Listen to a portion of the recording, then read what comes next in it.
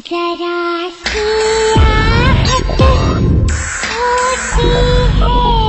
दोस्तों, आज मैं जो आप लोगों को कहानी बताने जा रही हूँ ये एक रियल घटना पर आधारित है। ये घटना आप लोगों के साथ भी हो सकती है।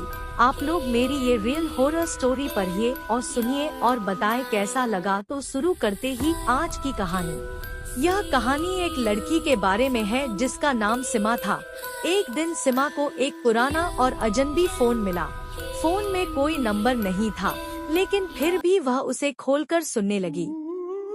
शुरुआत में सिमा सिर्फ भरोसेमंद आवाज सुनती थी, लेकिन धीरे धीरे फोन से अजीबोगरीब आवाजें आने लगी। फिर एक रात जब सिमा फोन को उठाने के लिए तैयार हुई, उसे वहां से एक विक्टोरियन आवाज आई, मुझे बचाओ, मदद करो। सिमा डर कर भगवान को याद करती हुई बोली, कौन है आप? क्या चाहिए आपको?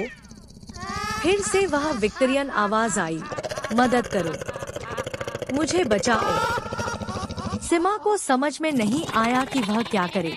फिर भी वह धीरे धीरे फोन की लाइन को काट दी। लेकिन उस रात के बाद घर में अजीब चीजें शुरू हो गयी। वहाँ अजीब से आवाजें आने लगी, दरवाजे खुद बाइंड होने लगे और घर के कोने में अंधेरा छा गया। सिमा को लगा कि फोन ने किसी भूत को उसके घर बुला दिया है।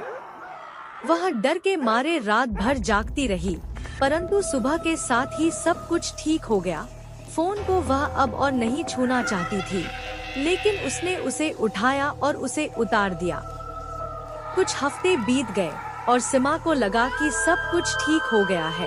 लेकिन एक दिन उसके द्वार पर फिर से वो विक्टोरियन आवाज सुनाई दी, तुमने मुझे भूल दिया सिमा। फिर से उसी रात को घर में अजीब चीजें होने लगी, लेकिन इस बार सिमा को अपने भय का सामना करना पड़ा।